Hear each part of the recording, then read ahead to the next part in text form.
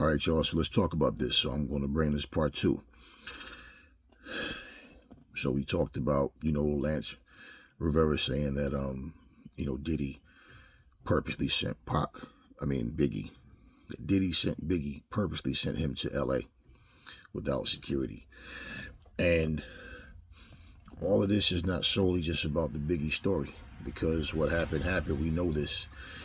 For me, it's more about, like I said in the last video, the progression of our people. What has changed for the better with our people since that happened? And we see a lot of the same thing. Let's look at how many different rappers that have been, unalived. All because of that street life, that street mentality. Napoleon did an interview. Now, I don't know. I do remember some things, the things that Napoleon was saying. I don't know if Napoleon said, and whether he said it or not doesn't matter, because what happened, and I do believe in accountability.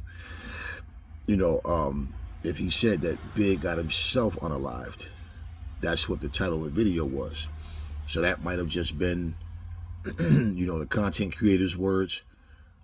But when Big made that song, what was it? When he made the song, when he was talking about, who shot you, and then that long night something, whatever, that freestyle he did. Yeah, we all know he was talking about Pac in that song.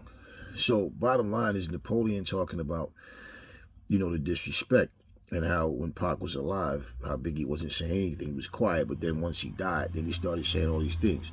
And we know people, like, let's say it would have been a situation where Big comes back home and he's like, yo, I went to LA and ain't nobody do nothing. Or, people do stuff like that. It's like, think about Tekashi 6ix9ine when he went to Chicago. And he's out there, made sure he knew nobody was outside, and he's saying, where everybody at? I don't see nobody out here. And he's standing out there like, everybody knew what that was. And he went from that to getting beat up, and Planet Fitness wasn't even, or whatever gym it was, and wasn't even defending himself.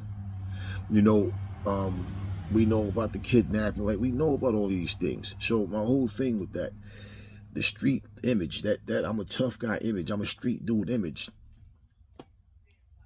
What is that?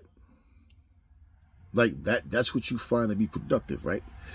This is what people do. They try to do anything to try to get an edge. Live the majority of their life in fear, because they put themselves in situations where you're out here in an atmosphere where everybody is really doing these things that you talk about. So they surround themselves around people that do things like that. And then what? So my question to people is this. If you are responsible for someone not being alive, if you're responsible for putting garbage in people's system, you're selling drugs to people, you do all these things, right? Why, when it come back to you, now all of a sudden that's messed up, what happened to such and such?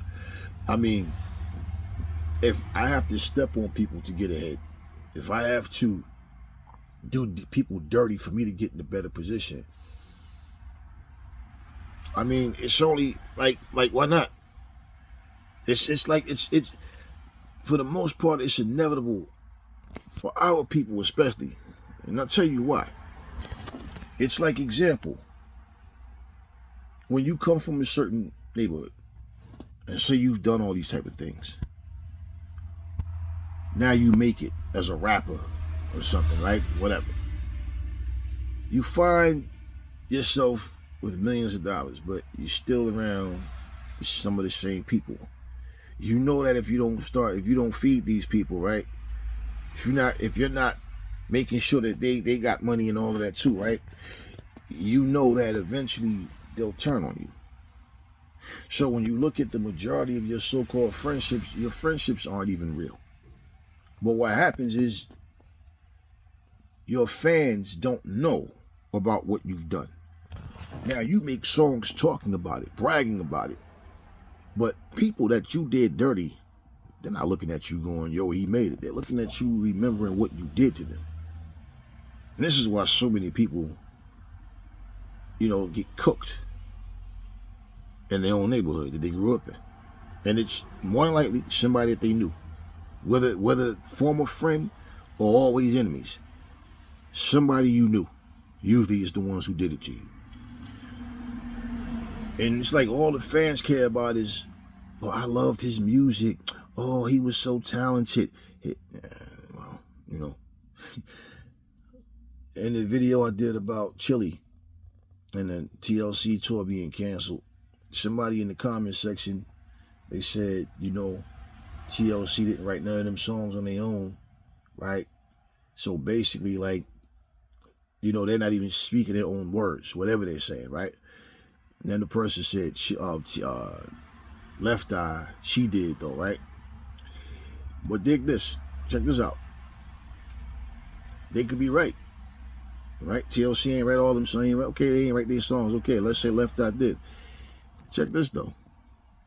You could still write your own songs. That don't mean you living that life that you talking about though. You understand what I'm saying? You can have a talent to know how to connect to people. You can, okay, they like this kind of stuff over here. Okay, I know what to write. I know what to say. It could be one of them situations, right? So that don't mean you living that life. Just like you got a bunch of fake ass tough guys out here. Be talking all that gang life, man. You was a straight up coward. Nothing but a little buck dancing coon coward. You still are. Only thing happened was you hooked up with people that don't know you. You buying them weed, you getting them high, you getting them women, you taking them on tour with you. Nothing tough about you. You always been a coward. You understand what I'm saying? So you can write your own songs. That don't mean that you real though. People just know how to, you know, you could write a script for a movie. You could play the most loyal fucking father, the most loyal to your wife type husband, whatever, and be the biggest no good motherfucking don't take care of your kids, cheat on your wife. It don't matter. You can write whatever. You can just have the talent to write. So that don't mean nothing because you write your own stuff. The thing that we don't know about people, like I said before, is what their intentions are. And I know when it comes to like Big and Pac, a lot of people try to, Big love Pac, Pac love Big. You know, they always try to make it sound like it was so much love in the air. Man, that's not what was going on. We remember the times, man. We didn't have to be there to see what they were doing. We heard what they were saying about each other. Like, we know the way things was going. You know what I'm saying? We saw what was happening. We could see before it even happened that this was going to get nasty. It was going to get real messy. It was going to get real ugly. Everybody want to be the first ones to get this exclusive interview. Everybody want to be the first ones to get all this the dirt of what's happening and who did what and why you not cool with him no more. Everybody want to do that. But when somebody lose their life, that's when it was, we got to stop the violence. You got to put the guns down, man. But everybody want to cover the nonsense. And see, that's just in life in general, but not like for one, when it come to black people, bro. It's always us want to, give the news about who's doing what, who's saying what, and who did this to who. This is toxic. It doesn't stop. And if you look at how many people are gone, before Big, after Big, again, the cycle continues. Because right now, it's the same thing. Look at every Vlad interview. Vlad don't never do interviews and talk about nothing constructive. Everything was about beef, who did what, who said what, word is this, but I heard that the person did that, he shot him. Is it true that, they jumped him at the mall, they robbed him and took his chains, and then this happened? Yeah, I was there, and what happened? It's always the same things. Nobody exploits black culture like black people.